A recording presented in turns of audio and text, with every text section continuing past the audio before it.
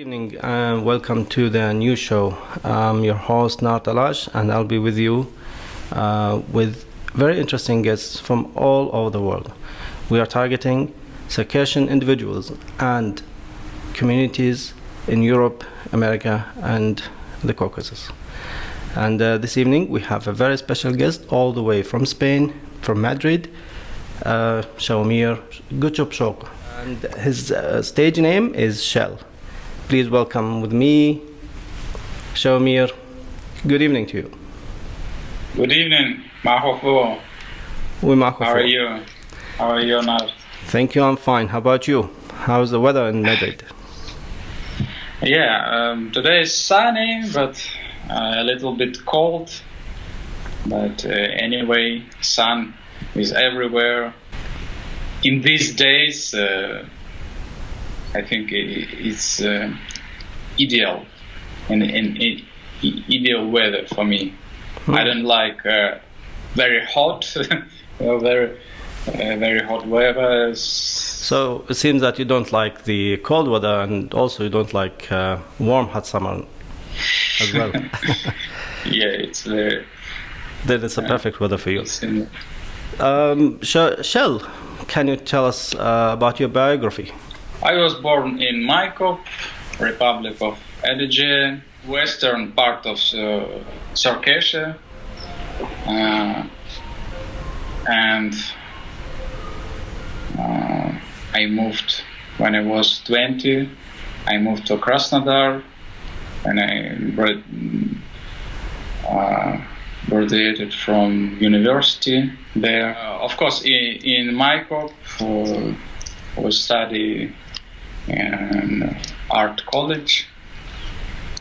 My first education is oil painting, and my first steps as an artist I had in Maikop. And when I understood that I have to develop, I have to move to Krasnodar, and after that I moved to Moscow. Because of course Moscow has more opportunities for artists, for any art people in all Russia, and some of them return from Moscow to Caucasus, and some of them move further. I moved further than Moscow. International, I would say, international step. A lot of what I do, my art connected with Circassian culture, Caucasus. So, and I opened for me the Saint Art when I studied in Moscow. It was my third education, my third diploma. So previously you studied in Krasnodar, as I understand, right? Before moving to Moscow. Yeah, it was only 2 years, and after that I moved to army. Quite interesting story. Due to the law, Russian law, you have to serve army. Yes. 2 years. 2 years. Yeah. And you can avoid it only when you study in university. Yes. But in those period, I was probationary period. Yes, that's why they took me. I didn't have any opportunity to avoid, and I was honest. Okay. I can. Sorry, I don't want to, to run away like I am a man. So you didn't want to escape? I'm not. No, I'm not afraid. Your army, okay? Let's do it. It's good school of life, Yes. And my father said, if you are a man, you have to go to army. And he doesn't want to help me to avoid it, Yes, I understand.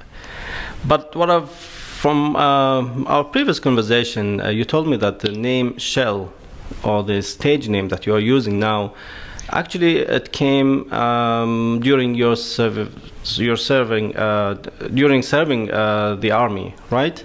Can you tell us about how did you get this name? Well, I have my surname was Shelbaev. It came from my grandfather. Now my real surname Guchepshoko. I took, it's from history. It's real surname of my grandfather. Yes. Because when it was a revolution, revolution yes. time in Russia, all families had to change their family name at that time, no? Yeah, because my family was in Circassian, it's work. Work. I see. Yes. For that time, they were targeted mainly, and right? By they changed. They took a surname of my grandmother, yes. Who was an Abazin. So in army, of course, in those time, I had a surname Shelbaev. That's why Shell. It is short variant from my surname, because in army everybody a nickname probably, no? Nickname, yes. From the surnames. It's very interesting because my nickname started to be like my real name. Indeed. Like Sheomir. Because I changed after that, and my first name, I had another first name. I did myself in general, My name is second name, or I mean surname. Surname, yes. I changed after army because I wanted to have more real. My surname from my предки, also. From the the grandfathers. Or my roots. And my name, I want to have more Circassian name. Yes. Because I had Georgian name, Zurab. Zurab. Zurab is my name. I didn't like really. It didn't suit me. I thought that it's not my name, and I changed it. In Russia, it's possible. It's very interesting. You can change whatever you want in name and surname. That's interesting. That's a very interesting story you've told us. Thank you for sharing this with us, Sheomir. Can you tell us more about the name Sheomir? What does it have a meaning that you know? It's very simple. It's just shower. A shower. Mir, it's from Arabic language, if I'm not mistaken. Amir. Yes. It's mix. A combination of two words together. Yeah. Circassian Arabic, yes. Which shower means a night as well, right? I wanted to have a name. It's connected with shell. Yes. It's more close Circassian name to shell. Yeah. It was in book, Circassian names. I read it and I choose it, this name. Quite interesting. Well, that's definitely better than Surab, as it represents Circassian culture within the work. Would you like to tell us a bit more about the education attainment that you've pursued in Moscow? I want to say that the education which I received in Moscow, in my opinion, is worse than education in Krasnodar. My 2 years in Krasnodar was more more high, more. It gave me more professionalism than in Moscow. Interesting. Of course, Moscow, it has more opportunities. It's really huge area for art, but exactly art education you can get in 2 or 3 universities in Moscow, but I didn't get it because I didn't have money. You know, it's very hard to enter to any university without money in Moscow. Yes. It's very expensive. Yeah, I had opportunity. I showed my my paintings, my drawings to other students who were on 3rd or 4th level course. Courses and they say you are a professional, you can get easily these universities, but you can't without money. You know, your level it's much higher than this. Then, before moving to Spain, can you talk about tell us about the master degree that you've attained in Moscow, where you embedded the sand art?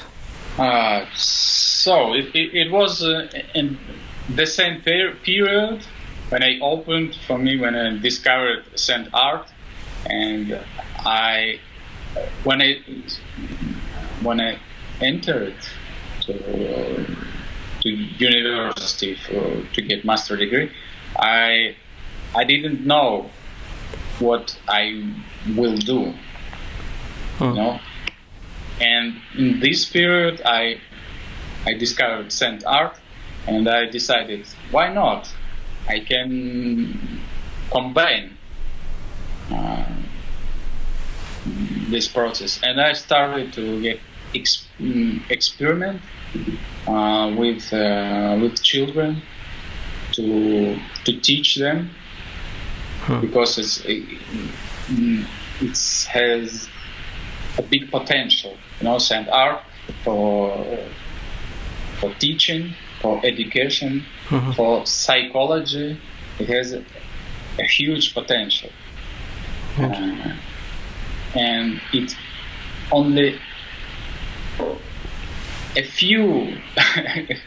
What I did is only a little piece of this huge phases. I think I'll return to this topic, but my experience is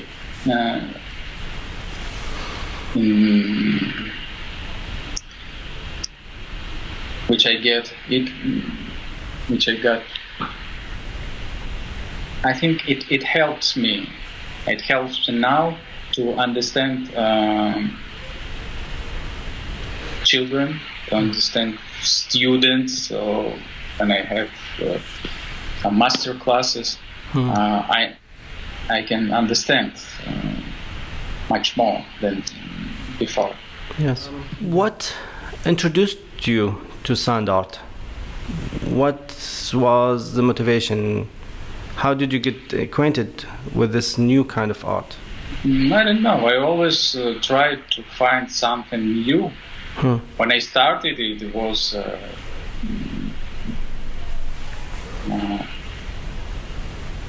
inhabited island, you know. I was like experimenting, yeah. And this is how you've utilized sand as a main interest of yours in the art that you're doing. All what I wanted to do, it was easier to realize, to make it in sand than in other materials in art. You know, it easier, it quicker and faster. That's why you can't make a movie, a real movie, in 2 weeks, for example. Yes, it's impossible to find people, to find some techniques, equipment. It's impossible. But in sand, you have your own arms, hands, and sand, and you can make it. That's beautiful. That's beautiful, and it's very unique. Definitely, this kind of art is very unique, and not many are mastering it as much as you do, Sheomir. And congratulations on that. I would like to know about the one of your production or the exhibitions that you've created was related to Adiga Guchepshoko, or which is the homeland of Circassia.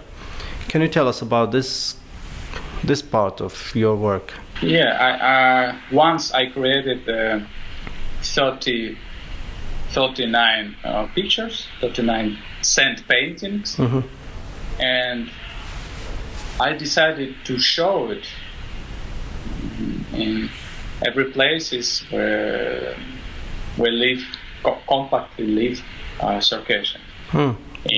In 3 republics of Russia, in Moscow, in Turkey, of course, in USA, and etc. etc. Tribute is like my tribute to the Circassian nation, to the genocide. Yeah. This huge tragedy of my world. Yes, of the nation, Circassian nation. Yeah. Of the nation, yes. I understand that nobody knows except of Circassians. It hurts me because everybody knows about Holocaust, yes, about genocide of Armenian people. It has more widespread. It's more popular. I mean, it's like people are knowing more about it, acknowledged, let's say. Yeah, but about Circassians, everybody knows that even in Russia, that it's like a part of Caucasus, one of the little, yes, little nations from the Caucasus. That's it.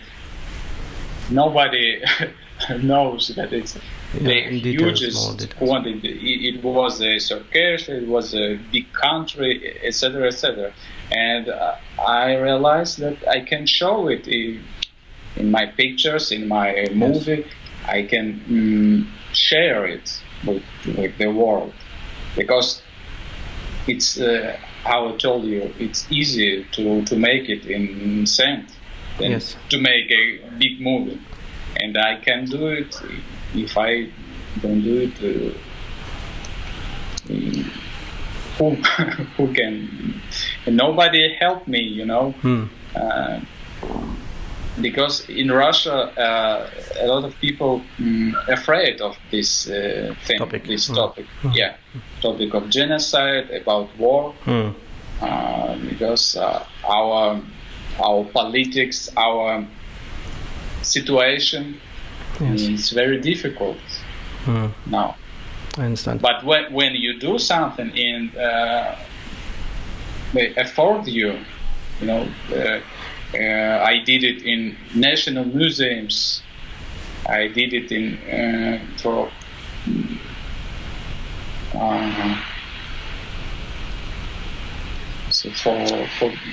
bigger areas, for public. People from the Circassian organizations or etc. They started to say, "Yeah, you are good. We support you." When I started the show. Yes. But before, nobody wanted to speak about it. Well, we had a chance to see and have a look at a part of the work that you've created with the Adiga Guchepshoko, and I congratulate you a lot on this, because indeed you have tried to show the genocide story through this art. And for this, Sheomir, my biggest respect to you. Sheomir, and also you've been traveling with this project to Turkey and the United States. Could you tell us more about this experience that you had?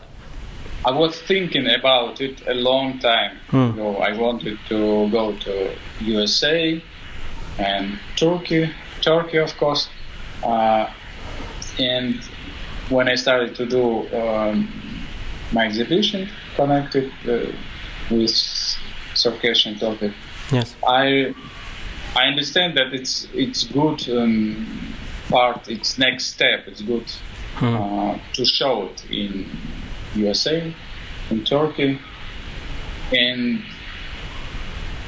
it was a good experience. It was very sensitive for me. Yes. When you see, your new relatives every time, every exhibition, people came to you, they say, we're Guchepshoko, but we were separated 160 years ago, and we have the same roots, it's very touching. Touching. Yes, yeah. Indeed. That's what connects us, whether we are in Haq, in the homeland, or in the diaspora. We all connected with this Circassian culture and the language, of course, and the traditions that we carry, indeed. And that the experience that you've had when you performed your art in front of the Circassian community in United States, do you have any kind of feelings, any kind of emotions that you've received from that performance, from the feedback of the people? Of course, I see that people understand my pain, which I share. I understand that they wanted me to say about it around the world, in every place.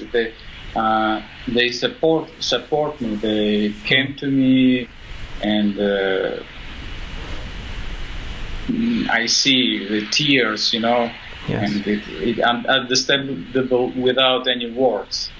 Sometimes people don't understand that what for I show it, what for I do it. It's not for hatred. Yes. But it's rather for acknowledgement of the history and the heritage of the Circassian people, right? Yeah. I wanted to say about it. I wanted to say that, hey, people, where we exist, Circassian exists. We have our own history, indeed, our culture. I see. I wanted to say that we are all people. We're the same. And beautifully, that the work that you're doing doesn't need translation. It's telling the story by itself. I mean, anybody from outside the Circassian community can understand and see the art and the story that you're trying to tell through the work that you're doing. I hope. Thank you very much, Sheomir, for this explanation that you are giving us through this interview. One last question: what is your next project? What is on your bag? What you're trying to do next? The future plans? I'm still in the process of creation of Nart saga.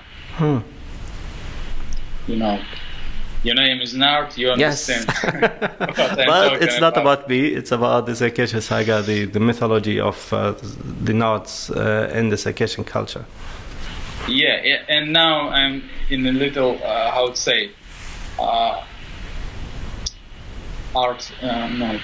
pause in my art. Because I solved my problems with my movement, etc. But I hope I I'll do what I want. And the next one will be about Habsburg, about our codex. Yes, and codex and traditions of the Circassian people. Yeah, that's the one of most important thing what we have, and I want to share it with the world. It's definitely the next step after the topic of the war, because people in other nations have to understand why we have to support you. You know, why you're so special, Circassians. You know. Yes. What distinguishes you as a yes, apart from other nations as well? Indeed. Yes, that's so beautiful, Sheomir. I really wish you all the best and good luck with your new project and the new plans that you have. Definitely, that would show the Circassian culture from the inside, from the traditions and codex, and also the Nart sagas that represents the teachings and the morality behind these stories. Sheomir, it's been a great pleasure for me to have you on this show, and you are the first guest on this program. So thank you very much for having the time. Firstly, I want to thank you, Nart. You have an opportunity to share it with Circassians. In the end, very important thing. It doesn't matter, Circassians or French, English, Russians. We have to respect each other. We have to respect every culture. Yes, indeed. Until we don't respect, we can't name ourselves people. Human beings. Human beings. Yes. Citizens of the world. Indeed. It's very hard. It's very difficult to not be in the hatred. In the hating. Hatred. Hatred. Yes. Yeah. But in the future, I think maybe in the 100,000 years, I think people will change. We have to be more respectful to each other. Definitely, Sheomir. And I do join my voice to yours, as you said. Sheomir, thank you very much for this lovely evening, and thank you very much. And we will be gladly waiting for your next achievements. Thank you. Dear viewers, thank you very much for being with us this evening with our dear guest, Sheomir Guchepshoko. And stay with us next week, where we have other interesting guests as well. I hope so.